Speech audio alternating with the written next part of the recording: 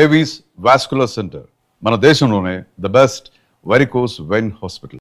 ఈ రెండో సినిమా కూడా మావిడాకులు ఈవీవి గారితోనే తీశారు. అవును. సో ఇండస్ట్రీలో కొంతమంది నటులు కానీ, సీనియర్ నటులు కానీ, ఆర్టిస్ట్ మన టెక్నీషియన్స్ కానీ ఇలా వస్తున్నప్పుడు మాటల మధ్యలో ఈవీవి గారి ప్రస్తావన వస్తే ప్రతి ఒక్కరు ఆయన గురించి అద్భుతమైన మనిషి. కొంతమంది అయితే కమెడియన్స్ మా దేవుడు అంటున్నారు ఆయన. అవునవును. అవునండి. సో ఈవీవి గారితో మీకు ఒక లాంగ్ జర్నీ ఉంది కాబట్టి ఆయనతో మర్చిపోలేని ఏదైనా అనుభవం ఉంటే షేర్ చేసుకోండి. అంటే ఓకే. అంటే జంబలాడ పంప గురించి ఇంకో చిన్న విషయం చెప్పాలి. చెప్పండి సార్. అమ్మాయి పేరు మీనాక్షి అండి. హీరోయిన్ పేరు. హీరోయిన్ పేరు మీనాక్షి. మీనాక్షి అంత బాగాలేదేట అమ్మాయి పేరు. మన సినిమా టైటిల్ ఒకటి, సినిమాకు ఒక మంచి పేరు పెడదాం అన్నారు. అయితే నేనేమన్నా అంటే ఇమీడియట్గా మా అమ్మాయి పేరు ఆమని అండి. ఆ పేరు నేను వేటూరు సుందరమూర్తి గారిని అడిగి ఈ పేరు బాగుందా లేదా, పెట్టుకోవచ్చా లేదని అడిగితే అద్భుతమైన పేరే పెట్టుకోవచ్చు అని చెప్పేసి ఆయన చెప్పడం జరిగింది. మా అమ్మాయికి పెట్టిన పేరండి అని చెప్పారు. అరే ఈ పేరు బాగుంది, ఈ పేరే పెడదాం. ఆ అమ్మాయికి ఆమెకి అప్పుడు మా అమ్మాయి పేరు పెట్టారు. అలా ఆమెని పేరు అట్లాగొచ్చింది. తర్వాత ఆమె పెద్ద స్టార్ అయ్యారు. ఈ గారితో అండి మాకు బాగా బాగా పరిచయం అండి. అంటే ఒకే జిల్లా అండి, పక్క పక్క ఊర్లు యాక్చువల్గా. ఆయన మా దగ్గర నియరెస్ట్. భగవంత్ కానీ, దానయ్య గారికి కానీ, మాకు కానీ అందరికీ మొదటి నుంచి పక్క పక్క ఊర్లు అవ్వడంతో పైగా నేను ఆయన జంజాల గారి దగ్గర 9 సంవత్సరాలు కలిసి పనిచేశాను. ఓకే. 9 సంవత్సరాలు కలిసి పనిచేయడం బాగా మంచి రేపో. ఆయన మేము ఒకే రూమ్లో ఉండటం అంతా ఓకే. చాలా హార్డ్ వర్క్ చేశాడండి మొదటి నుంచి. ఇవాళ చెప్పాలంటే ఆయన చాలా కష్టపడి వచ్చారు. ఆయన చాలా ఇండస్ట్రీకి వచ్చేటడికి ఆయన మ్యారేజ్ అయిపోయి పిల్లల్ని తీసుకుని వచ్చాడు. అప్పటికే మేమందరం బ్యాచులర్స్కి వచ్చాం. ఊళ్ళో స్ట్రగుల్ పడి చాలా కసిగా వచ్చాడండి. ఇప్పుడు కూడా ఆయన పని చేస్తూనే కథల గురించి ఆలోచించాడు. కథలాగా అలాగా ఒక నోట్బుక్ పెట్టుకుని ఎప్పుడు కథలు రాసుకోవటం, ఏదో మంచి పాయింట్ దొరికితే దాన్ని ఇంప్రూవ్ చేసుకోవటం, ఎప్పుడు కసిగా ఉండేవాడు. ఆయన ఎప్పుడు సినిమా చేద్దాం అనే తాపత్రయంలో ఉండేవాడు. సెట్లో కూడా చాలా హార్డ్ వర్క్ చేశాడండి. యాక్చువల్గా జంజాల గారి దగ్గర జాయిన్ అవ్వడానికి నవతా కృష్ణరాజు గారు రికమెండేషన్తో జాయిన్ అయ్యారండి. ఓకే. ఈవీ గారు నవతా కృష్ణరాజు గారు అని ఆయన సినిమాలు చేశారు, 4 స్తంభాలట. ఆయన రికమెండ్తో ఈయన జాయిన్ అయ్యారు జంజాల గారి దగ్గర. ఒక సినిమా చేసిన వెంటనే ఆయన వర్క్ చూసి, ఆయన సెట్లో చేసే వర్క్ కానీ, ఆయన డెడికేషన్ కానీ చూసి సత్యం నువ్వే నా దగ్గర పనిచేయ కంటిన్యూగా అని చెప్పేసి ఆయన పెట్టుకోవడం జరిగింది. జంజాల గారు ఆయన సత్యం అనేవాళ్ళు యాక్చువల్గా. ఆయన ఈ సత్యనారాయణ గారు ఆ పరిచయం మీద జంజాల గారు కూడా సత్యం అని పిలిచారు మేము అందరం. ఆయన అంత గొప్ప డైరెక్టర్ అవుతారని ఆయన అనుకోలేదు, ఏమనుకోలేదు. అంత స్క్రిప్ట్ మీద విపరీతమైన తాపత్రయం అండి. ఒక పాయింట్ నచ్చిందంటే 10 మంది రైటర్స్ని పెట్టుకు అందరితో డెవలప్ చేసి అందరి దగ్గర డైలాగులు తీసుకుని ఆయన మళ్ళీ ఫైనల్ వర్షన్ ఆయన రాసేవారు. నైట్ రేపు ఉదయం షూటింగ్ అంతా కూడా నైట్ 1 గంట 2 గంటల వరకు పనిచేసేవారండి. ఎవ్రీడే షెడ్యూల్ అప్పుడు కూడా ముందు స్క్రిప్ట్ రాసుకున్నా కూడా ఎవ్రీడే నెక్స్ట్ డే జరగబోయే సీన్స్ గురించి ఆయన రిఫైన్ చేసుకుంటూ ఉంటాడు ఎప్పటికప్పుడు.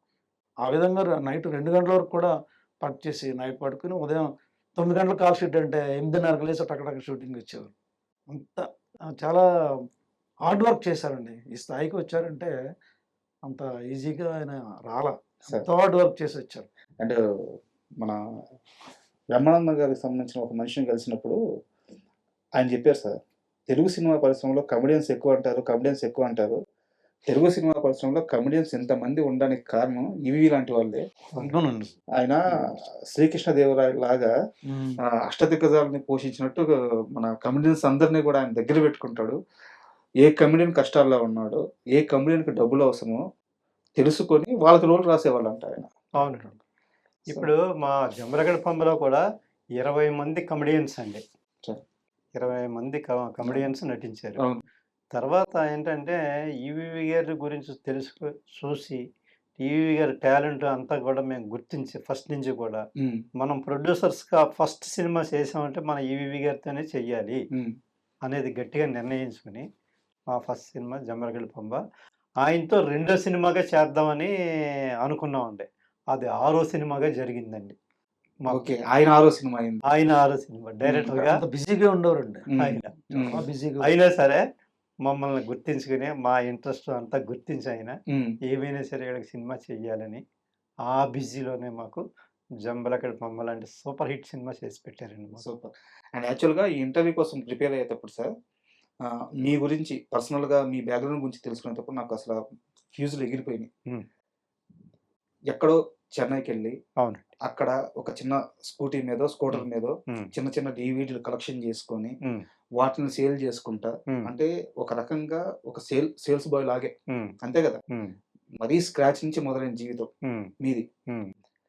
ఆ స్థాయి నుంచి కోట్ల రూపాయలు డబ్బులు ఇన్వెస్ట్ చేసి సినిమాలు తీసి ఇందాక చదివాను నేను సినిమా పేర్లు. మామూలు సినిమాలు కాదు అవన్నీ. సూపర్ డూపర్ కాంబినేషన్స్‌తో బిగ్గెస్ట్ హిట్స్ ఉన్నాయి. భారీ బడ్జెట్స్ ఉన్నాయి.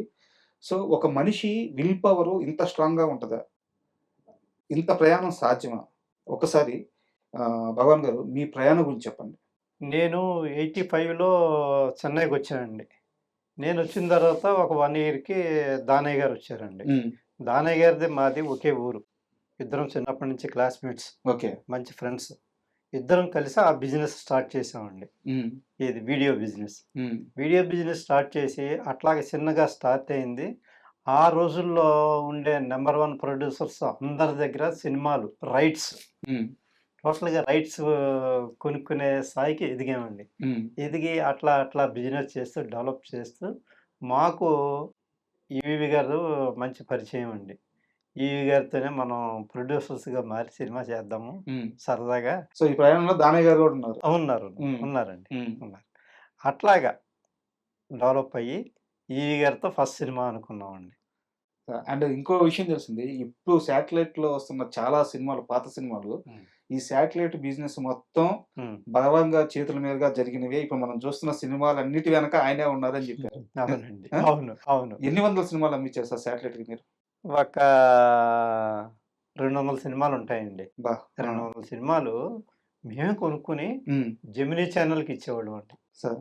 జెమినీ ఛానెల్‌కి ఇచ్చామండి ఎక్కువ. హ్మ్. హ్మ్. అసలు మరీ అంటే విన్నప్పుడు నాకు ఒక రకమైన గర్వంగా అనిపించింది. ఒక మనిషి ఎదగడం ఇలాగ ఎదగొచ్చా అని చెప్పేసి. హ్మ్. హ్మ్. అండ్ పుల్లారావు గారు మీ విషయానికొస్తే ఇప్పుడు మీరు ప్రొడ్యూసర్‌గా ఇప్పుడు ఇన్ని సినిమాలు తీశారు. బట్ అదే సినిమా ఇండస్ట్రీలో మీరు కో డైరెక్టర్‌గా, అసిస్టెంట్‌గా, అసోసియేట్‌గా మీ జీవితం కూడా స్క్రాచ్ నుంచే మొదలైంది. సో, ఒక్కసారి ఆ ప్రయాణం గురించి చెప్పండి. అంటే నేను స్క్రాచ్ నుంచి నాది అట్లా స్టార్ట్ అవ్వలేదండి. నేను మా ఫాదర్ అంతా రైతువారి కుటుంబం. వ్యాపారం కూడా చేసేవారు. చక్కగా నేను డిగ్రీ చదువుకున్నా. సార్. డిగ్రీ చదివి స్కూల్ ఆఫ్ ఫోటోగ్రఫీ రాజమండ్రిలో స్కూల్ ఆఫ్ ఫోటోగ్రఫీ అని ఉందండి. అక్కడ కూడా డిప్లొమా చేసిన తర్వాత నేను సినిమా ఇండస్ట్రీకి రావడం జరిగింది. అంటే సినిమా మీద ప్యాషన్ అయితే కానివ్వండి, సార్. సినిమా ఇండస్ట్రీకి ఆ విధంగా వచ్చా. డిగ్రీ చదువుకొని స్కూల్ ఆఫ్ ఫోటోగ్రఫీ చేసి నేను ఫిల్మ్ ఇండస్ట్రీకొచ్చి నేను రావటం జంజాల గారి దగ్గర జాయిన్ అయ్యానండి. హ్మ్. జంజాల గారి దగ్గర జాయిన్ అయ్యాను. నా మొదటి సినిమా 'నెలవంక', 'ఆనంద భైరవి' అట్లా 'అమరజీవి' అట్లా మంచి మంచి సినిమాలే చేశాను. జంజాల గారి దగ్గర ఒక 25 సినిమాల దాకా మేము చేశాం అనమాట. సార్. అట్లా. అలా చేస్తూ చేస్తూ నేను డైరెక్షన్ డిపార్ట్మెంట్‌లో ఉన్న వ్యక్తిని వీళ్ళిద్దరు భగవాను, దానయ్య హ్మ్. వీళ్ళు రావటం. వాళ్ళ బిజినెస్ చేసి ఇప్పుడు చెప్పారు కదండీ! హ్మ్. ఆడియో అండ్ శాటిలైట్ అవును. బిజినెస్ చేసిన తర్వాత మేము సినిమా స్టార్ట్ చేస్తాం. సినిమా స్టార్ట్ చేస్తున్నప్పుడు నేను కూడా ఆహ్, ప్రొడ్యూసర్‌గా జాయిన్ అవ్వడం జరిగింది వీళ్ళతోటి. ఓకే. అసలు ఆ ప్రొడ్యూసర్ అంటే అప్పుడు ఆ రెస్పెక్ట్ వేరే ఉండేది. సార్. ప్రొడ్యూసర్స్ అంటే వైట్ అండ్ వైట్ హ్మ్. ప్యాంట్ షర్ట్ ఏసుకొని, వైట్ షూ ఏసుకొని అంతా ఇదిగా ఉండేది. ఆ రెస్పెక్ట్ వేరే ఉండేది. హ్మ్. నేను ఆ విధంగా దాని మీద తోటి ఆ ఇంట్రెస్ట్ తోటి కూడా నేను ప్రొడ్యూసర్‌గా వచ్చి వీళ్ళతో జాయిన్ అయ్యా. హ్మ్. ఆ విధంగా ప్రొడ్యూసర్‌గా అంటే అయ్యా. 20 సినిమాలకి మీరు ఆ! జంధ్యాల గారి దగ్గర పనిచేశారు. సో, డైరెక్టర్ అవ్వాలన్న ఒక విజన్ అయితే ఉంటది కదా! ఆ! కోరికైతే ఉంటది ఉందండి. కదా! దాన్నెందుకు పక్కన పెట్టాల్సొచ్చింది? అంటే నేను రీచ్ అయ్యానండి. 'జూనియర్స్' అనే సినిమా నేను డైరెక్ట్ చేశాను. నా నేననేది బ్యానర్‌లో. ఇనిషియల్ స్టేజ్‌లో. అవును. జూనియర్స్ మీరు 2003, 2002 ఆ టైంలో తీశారు. అవును. ఇనిషియల్ స్టేజ్‌లో హ్మ్. డైరెక్టర్ అవ్వాలనే కదా! 20 సినిమాలకి అవును. అసోసియేట్‌గా, ఆ! కో డైరెక్టర్‌గా చేశాను. చేశాను. అసిస్టెంట్ డైరెక్టర్‌గా, అసిస్టెంట్ సో, డైరెక్టర్. డైరెక్షన్‌ని పక్కన పెట్టి ప్రొడక్షన్‌కి ఎందుకు ఎంటర్ అవ్వాల్సొచ్చింది? అదే నా మైనస్. మైనస్సా? నేను అదే డైరెక్షన్ డిపార్ట్మెంట్‌లో ఉండిపోయుంటే, హ్మ్. నా తోటి వాళ్ళతో పాటు నేను ఒక మంచి డైరెక్టర్ అయ్యి ఉండేవాడిని. సార్. లేకపోతే కొన్ని డైరెక్టర్లు తీసి చక్కగా హ్మ్. ఆహ్, ఉండగలిగే స్థితిలో ఉండేవాడిని. అంటే ప్రొడ్యూసర్‌గా రావడం కూడా ఒక గర్వమే అండి. మంచి కరెక్ట్. సినిమాలు చేసాం వచ్చి మేము మొదటి నుంచి చిన్న సినిమాలు చేయలేదండి. స్టార్స్ తోటే తీయాలనే అవును. ఉద్దేశంతోటే ఉన్నాం. గ్యాప్లు వచ్చినా కూడా మేము ఏ సినిమా పడితే ఆ సినిమాకి వెళ్ళలేదు, తీయలేదు, ఎప్పుడు తీయలేదు. తీయలేదు. అన్ని పెద్ద సినిమా. వెయిట్ చేసి పెద్ద సినిమాలే, పెద్ద ఆర్టిస్టులతోనే తీయాలని చెప్పేసి, లేట్ అయినా కూడా పెద్ద డైరెక్టర్లతో తీయాలని మేము వెయిట్ చేసాం తప్ప చిన్న సినిమాలకి పోలా. ఆ క్రేజ్ అయితే మాకు మొదటి నుంచి ఉంది. మేము చేసిన డైరెక్టర్లు అందరూ కూడా పెద్ద డైరెక్టర్లే, చిన్న డైరెక్టర్లు సక్సెస్ తర్వాత తీసామండి అందరితో కూడా, డైరెక్టర్లు కూడా అందరితోటి. అవును. జీవి నెక్స్ట్ గారు అయితే, వంశీ గారు అయితే, అవును. ముత్యాల సుబ్బయ్య గారు అయితే, సుబ్బయ్య గారు. ఇట్లా అందరూ మంచి సక్సెస్ఫుల్ డైరెక్టర్లతో చేసాం సినిమా. సార్